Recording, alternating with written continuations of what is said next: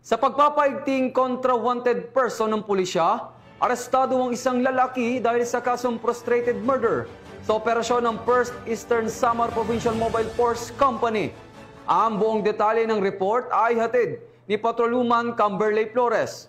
Arestado ng mga otoridad ang isang lalaking wanted person na may kasong frustrated murder matapos mahuli sa barangay San Roque, Oras, Eastern Samar. Naaresto ang akusado bandang alas 9:30 ng umaga ng mga tauhan ng 1st Eastern Samar Provincial Mobile Force Company kasama ang Eastern Samar Provincial Intelligence Unit, Oras Municipal Police Station sa bisa ng warrant of arrest para sa kasong frustrated murder na may inirekomendang piyansan 200,000 pesos para sa pansamantalang kalayaan. Dinala ang akusado sa 1st Eastern Samar PMFC para sa kaukulang dokumentasyon at tamang disposisyon. Ang matagumpay na pagkakaresto sa akusado ay patunay lamang na epektibo ang pagpapatupad ng pambansang pulisya sa kanilang sinumpang tungkulin na maghati ng serbisyo publiko para sa mas payapa, ligtas at maunlad na bagong Pilipinas.